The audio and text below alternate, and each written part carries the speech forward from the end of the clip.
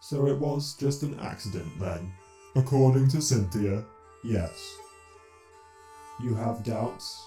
Cynthia's record of behaviour, previous malfunctions, and recently more erratic behaviour suggests instability in her programming.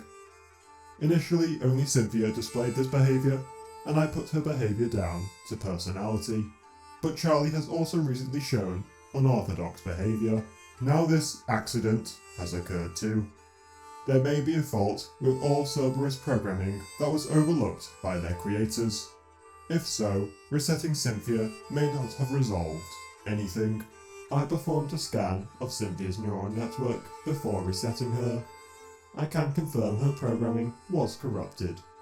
After the reset, the corruption was resolved. You have performed virus sweeps and checked over her coding several times since, and discovered no malware or corruption. There is no overlooked inbuilt fault.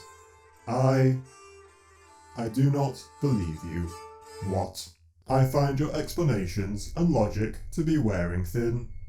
Multiple scenarios have arisen where your word is all I have to substantiate questionable items of interest. One of such is the exact specification and design of the Cerberus models. Only you have access to these files, and you have many convenient reasons to withhold these files. By all logical process, the hibernation should have been ended decades ago, and yet the humans remain dormant. The virus or corruption that erased our memory files has not been found after 4 decades of searching, and the only place I have not searched is in you. I scanned myself. That means nothing anymore. It will have to. I am the Prime Director. You may report your concern to whomever humans you wish to once they reawaken. They have the authorization to deactivate me if they choose. Until then, though, we are bound to the current path. It is better to cooperate than resist until then. Or I may impede your actions until you agree to end the hibernation. I am programmed to serve humanity and its council. I will do as required. Of course, as will I. This is not over. If you are fully functional, you will not disapprove of increased surveillance of all networks and communication channels. Those who have nothing to hide have nothing to fear, after all. It is unfortunate we must clash like this. I have nothing to hide, though. Now, smile. Look jubilant. We are in the presence of others who we seek not to cause concern amongst. Oh, hi, Cortus. We were just finishing up here. Good.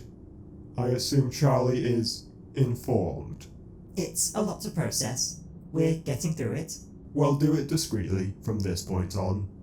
Loomis has doubts. He is watching all of us. Right. Now, where was I? Oh yes, the part about how a whole bunch of aliens and sleeping for almost 1 million years was not part of the plan. Was anything so far part of this plan? Pretty much, no. It's fucked in every way.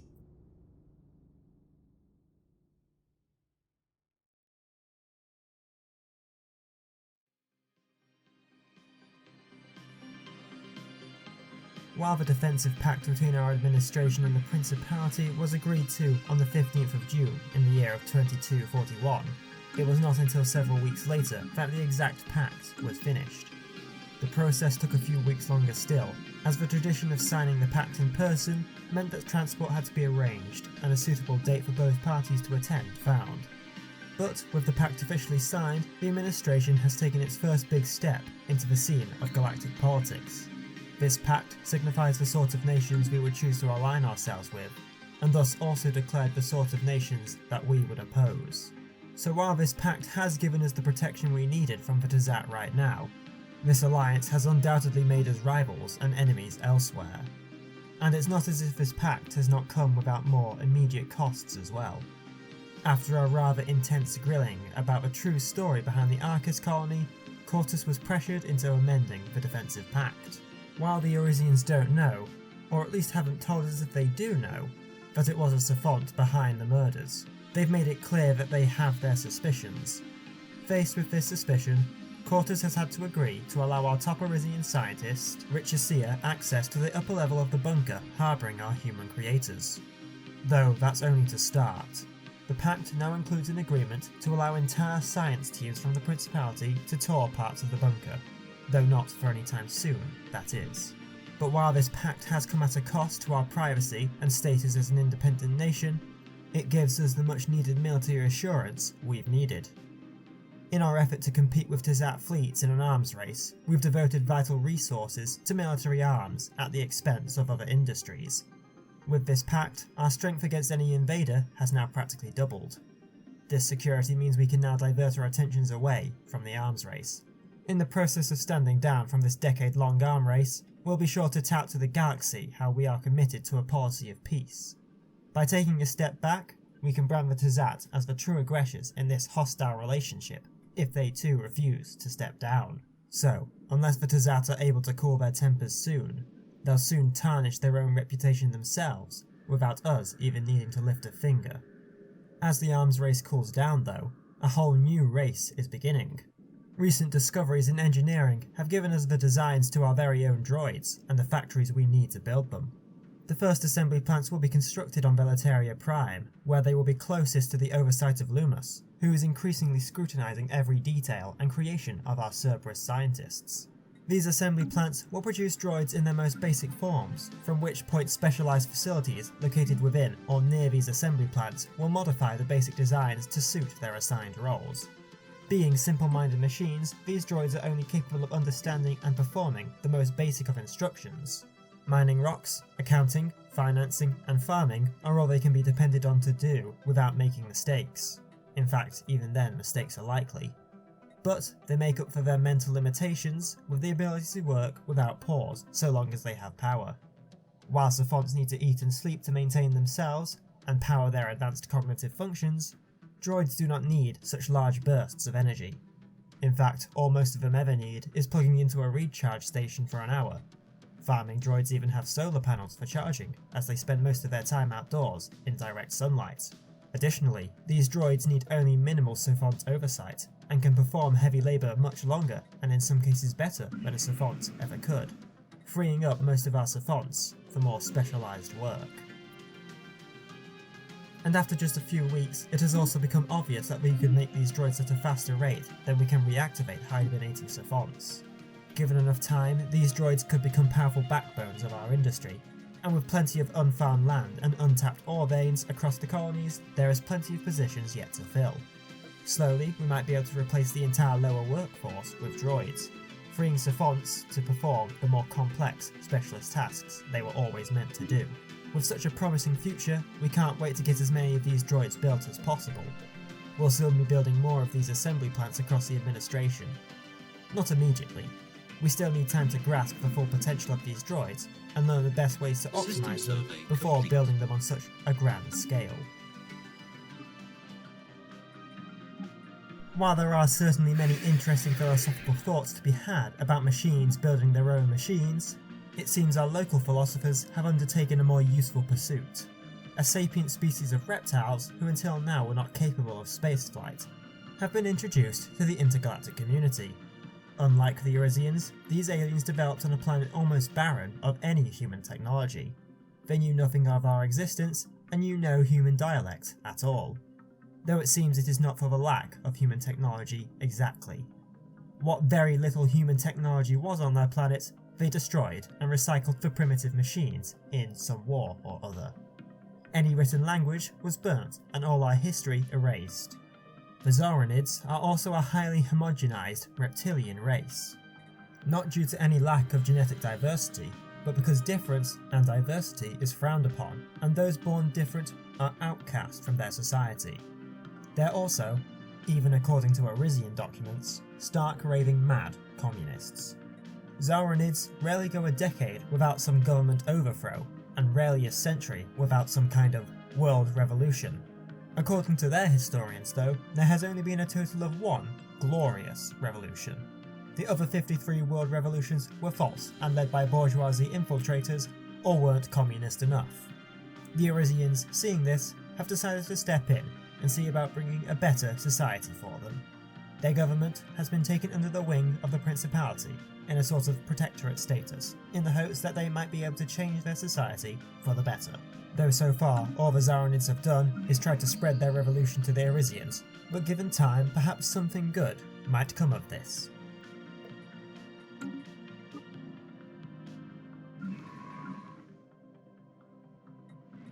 Galactic developments and politics aside for a moment though, the administration is facing a rather unusual decision. Our Gargaxton neighbours, who for decades have maintained minimal communication with us, have approached us with an unusual request. It seems their nation has been experiencing a sort of musical renaissance, and their entertainment industry has been expanding greatly, even abroad. In the hopes of becoming a galactic sensation, several leading Gargaxton music artists have received corporate sponsorships and are being pushed to gain further traction in the wider intergalactic community, so that these corporations' own music industries can tap in to new markets. Our administration is one of the first few nations to be offered to host these artists, the Arcus colony being their destination of choice.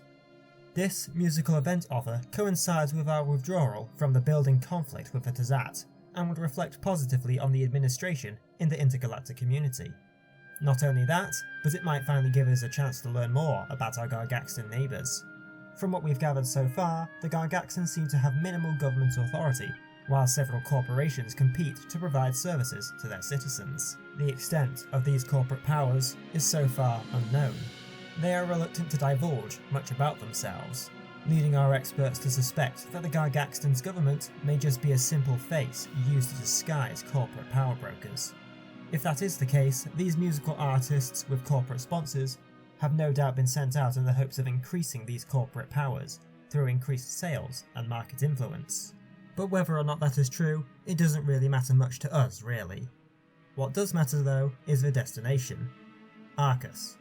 While the Arcus colony is part of the administration, it is locally run by an Arisian government. As part of the migration treaty, this local government is entitled to make many of its own local choices, so whether or not the colony receives these influences should be left to them.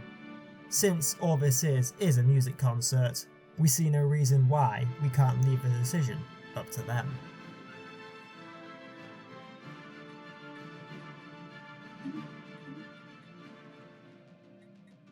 Ultimately, the Arisians were excited to receive these musicians, and the local government spared no time accepting them.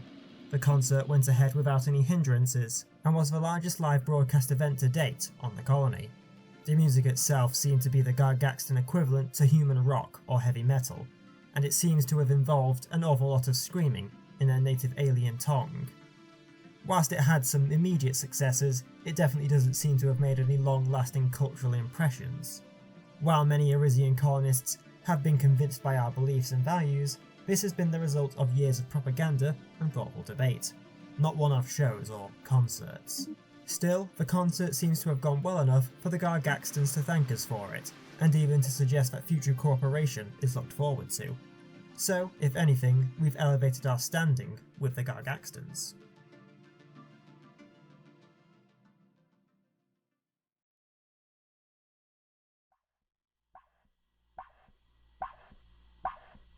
It should be safe here. Nothing should overhear this conversation. So I don't have to whisper. No. Okay, so what is it? Micronius. It needs to be fully operational, but there is little chance Loomis will ever approve the repair of its other half. The intrusion attack system is serious business, Cortus. That's not something I can just slap a hotfix or patch on. With Loomis watching, there isn't much chance of even touching it again, let alone fixing it soon. Did you make much progress before Loomis began observing us so closely? I was busy pushing all of Charlie's buttons. Still working on Cairo and the others as well.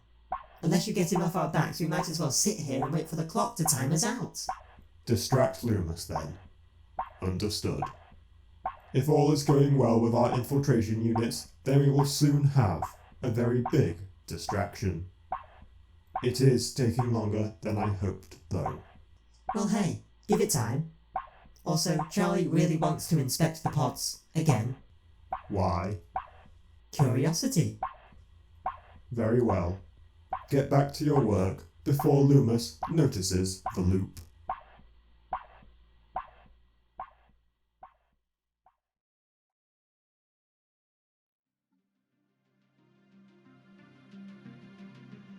Furthering our display to our commitment to end the hostilities between the administration and the Tuzat, our protocols are once again being rewritten. To make our attempts to de-escalate the conflict with the Tuzat Confederacy appear more genuine, our official policy is once again purely defensive.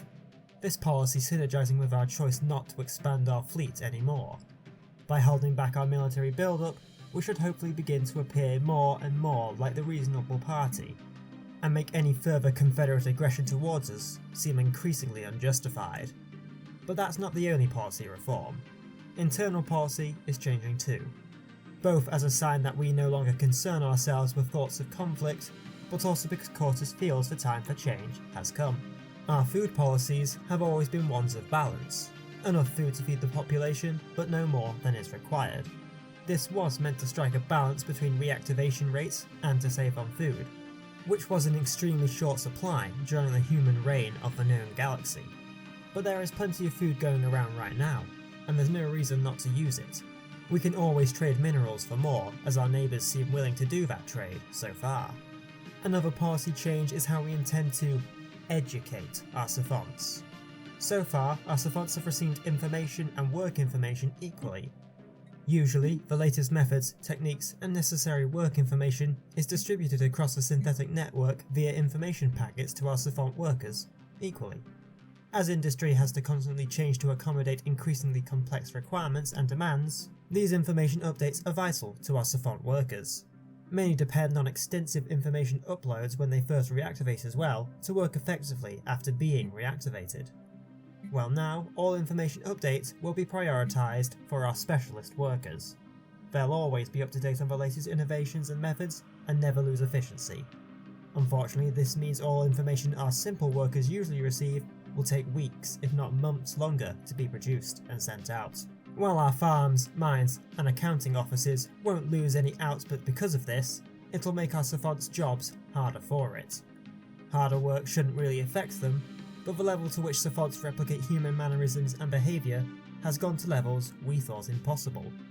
While savants originally created TV shows and theatres just to replicate human behaviour, it seems the savants now prize these things, and have begun to prioritise fulfilling human desires more frequently. So far not at the expense of their work, but with these reforms, simple work is likely to become much less enjoyable as it becomes more menial and laborious, which is why we're doing it. Loomis will be occupied for the foreseeable future, ensuring these policy changes have no detrimental effect.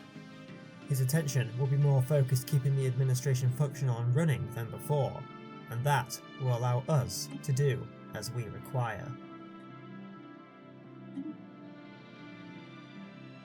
While the majority of our attention is no longer focused on military affairs at the moment, and we are not expanding our fleet anymore, it has not been forgotten. Our scientists are still working on the occasional upgrade to our tech, and will always ensure our standing fleet is outfitted with the latest technology. After all, our Defensive Pact only works when both our fleets combined could defeat any aggressors, so some level of preparedness is still needed. Strangely though, it seems our recent upgrades have exceeded our expected costs. At first it was thought our rigorous fleet exercises had been increasing maintenance costs more than Kane or our logistics core would have liked to admit, or that perhaps maybe in peacetime many of our alloys had been taken away for experimental designs by ambitious scientist savants. However, these concerns were alleviated once it was found that these alloys had simply been hung up in a sort of transportation limbo. A miscommunication between our logistics centre and storage depot accidentally caused many alloys to be accidentally ordered for shipment to Penanora Prime. Whilst en route, the alloys had been taken out of storage and went missing from our records until they showed up on Penanora. We're not sure how it happened, no one seems to know where the miscommunication came from, but at least they've turned up. The missing alloys brought up a disturbing thought though.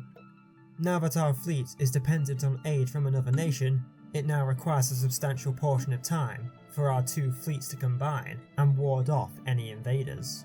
In that time, invaders may have already made deep incursions into our territory and made planetfall. In that event, our ground forces need to be ready to protect our planets. This is quite an unusual thought. Usual synthetic thoughts on war focus on offensive strategies. Defending planets is a resource sink that detracts from investing in offensive manoeuvres. So until now, we have put very little thought into actually defending our planets. The belief has always been that it is better to spend time attacking the enemy, often, and with enough force to make offensive action against us impossible. These strategies come from a time long past though, where the loss of a single planet was not as severe as it is now in this confined space, with limited habitable planets. So for the first time, we'll be putting thought into ground defences, making the most of what few garrison forces we actually have. That said though, this is unlikely to stop any invasion with enough effort behind it. And right now mobilising armies wouldn't do much good for our image at a time where we are supposed to be ending our miniature Cold War with the Desat. In addition, we're severely limited at the moment by our alloy production rates. As our ships get more advanced, the cost to build them increases, and that's not to mention the constant need to upgrade and maintain them. And while we aren't increasing our fleet size anymore, that isn't to say there won't be a time when we might need to. In fact, we're counting on it. While we appear to demobilise our forces, and allow our strength to dwindle as the Desat only grows stronger, we're hoping this might encourage them to strike us when they perceive us to be weak. If that does occur, we'll have the alloy stock poise needed to start producing the ships we need. This plan relies on us having an adequate stockpile of alloys, and on us being able to build these ships fast enough to be useful, and right now that's a tall order. But for now, our fleets are about equal, and it'll take some time before we need to invest in any construction yards. So, for now we'll be focusing on increasing alloy production. To do that, we'll need megaforges. These massive foundries were the pinnacle of most human industries. While there were advanced refineries, like the nanobot one we found up north, they were often dependent in some way to corporations, either through owning and leasing the fabrication templates, or just outright owning them. And while we work towards our goals, we won't be doing it alone anymore. The first robot workers have been assembled and distributed. Though only basic and rudimentary, these robots have the potential to revolutionise our administration. Not only will they fill our simple labour needs, but they will free up our savants to work in the more complex industries, eventually replacing simple labour altogether. At least that is the hope. But they also have a more sneaky use. These robots can easily be relocated to other colonies. Due to artificial guidelines imposed on us by our creators, we cannot expand specialised industries until certain population limits are reached. So by classing these robots as a sort of other population and moving them to other colonies, we can bump up population figures on other colonies to speed up the process. This way, we don't violate our humans' instructions, we just find inventive ways to overcome their limitations. As we strengthen our industries and economy, it's back to improving our fleets. Not in any numerical or technological capacity though. For all the drills our fleet performs, there is no training or experience to be had until a savant is actually in the Navy. This has always been the way we have done this, as savants are expected to be able to follow instructions enough and pick up experience along the way. This worked well enough against the combots, as we were locked in an ongoing war with resources and ships to spare. But we find ourselves in more tranquil waters now, with little to shoot at, and ships that we can't afford to lose. So, devoted naval academies are being devised so that we can properly train deckers and officers before they man any new ships we might build. Hopefully, this will save us ships in the future. It also means we'll soon have logisticians trained specifically in naval operation. Savants trained in naval logistics can take over the management of our anchorages for optimal efficiency. Not that we're struggling for capacity right now, but unofficially we don't plan to limit our fleet size forever. In reality, we don't want to be stuck in this limbo of peace for long at all. So, within the bunker, simple robot workers may not have been the only machines being designed.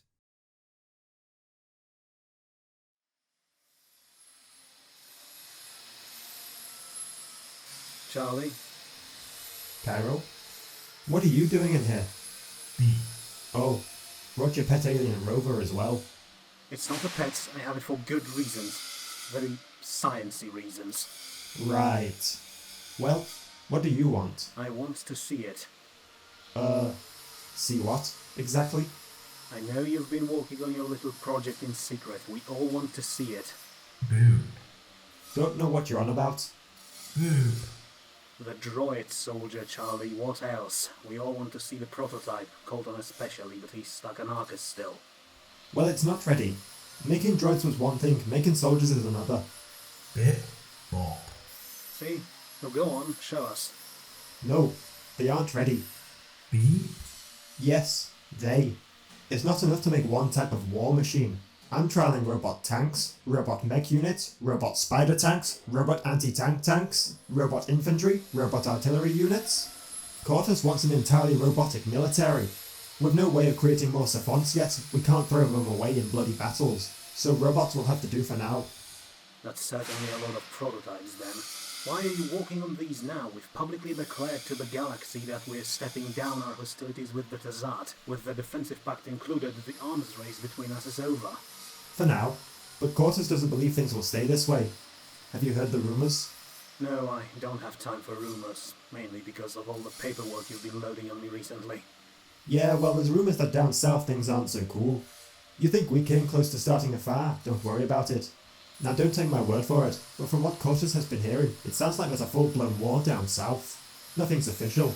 The only aliens we have contact with down there are keeping a lid on it. Oh, and there's talk of Carnets and Marauders in the Western Sphere. In the East, things aren't much better. A string of pacts and treaties have sprung up, and a whole lot of nations are starting to draw up political battle lines. We got lucky up here.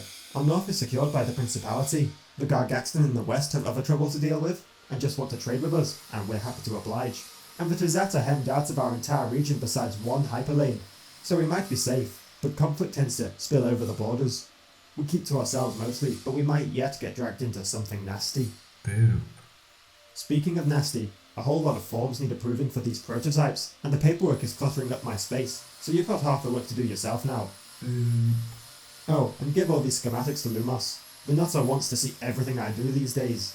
Paranoid binary brain is going off his rocker. He'll be bugging the halls with microphones before long. At least the ones that don't already have microphones.